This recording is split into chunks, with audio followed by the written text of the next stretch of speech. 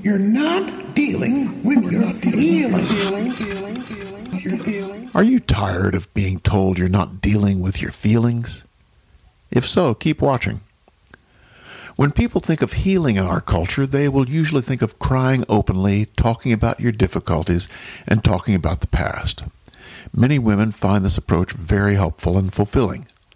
Many men do not. But are men deficient because they're not like most women? Absolutely not. When I first started doing therapy with men fresh out of grad school, it looked like men were deficient. I worked in a clinic with all female therapists except for me and was given most of the male clients since the females didn't want to work with the men. This left me with a huge caseload of men and floundering since what I'd been taught in grad school was not working so well with the men. I needed to find out what helped men and find out quickly. As I struggled with this, I slowly started to realize that there wasn't something wrong with the men. There was something wrong with the therapy. What I'd been taught in grad school had been built to help women, help them talk, help them emote, and help them talk about the past. Worked well with women, but it wasn't so hot in working with men. Therapy basically ignored a man's way. What I eventually found was that men tend to heal through their action and do so through honoring and changing the future. Notice this is markedly different from the standard interaction, open emoting, and talking about the past of traditional therapy. But how did I come to these conclusions? One of the first things that tipped me off that men had a very different way to heal was when I ran into the cross-cultural research on grief.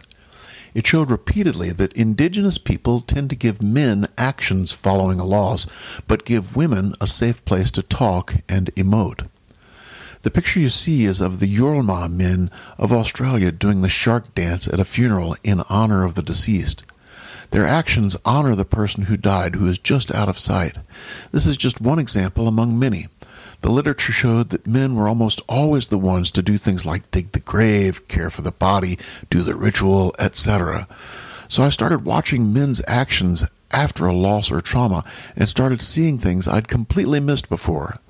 Men use action rather than interaction to tell their story, and most people, including the men, simply don't see it. Next, I ran into the research of Shelley Taylor, Ph.D., who studied women and stress. Taylor found that women, when stressed, don't fight or flight. They instead tend and befriend.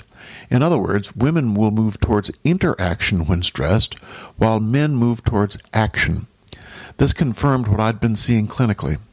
The more I looked, the more I saw that men were indeed dealing with their feelings, but instead of talking and emoting openly, they were taking actions that honored the loss. The men were doing this automatically and without prompting. It seems that it's simply a natural response which I had previously missed. A quick example might be Eric Clapton. Clapton's son died in a tragic accident which left Clapton in what he described as a waking nightmare. How did he respond? He secluded himself and played guitar for long periods. Eventually, 3 songs came forth: Tears in Heaven, My Father's Eyes, and The Circus Left Town. Each of these songs is about his waking nightmare. Can you see how Clapton's actions of playing the guitar and writing the songs were helping him process his emotions? Did he go into therapy? No. He used his own action to honor his loss and his son, and through those actions he told his story. Not through interaction, but through action and honoring.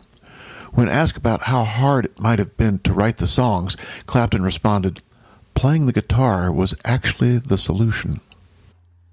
I wrote a book titled Swallowed by a Snake, The Gift of the Masculine Side of Healing, that explains this process in much more detail and is meant to be a map for men about dealing with loss.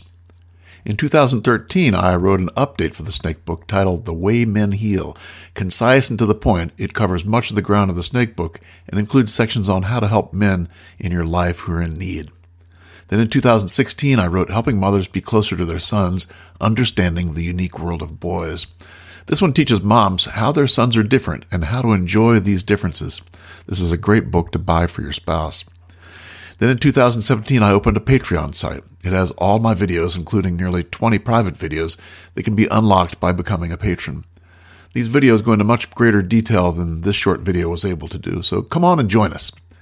And let's keep in mind, men are good, as are you. Like, comment, subscribe, and hit that daggone bell. Men are good.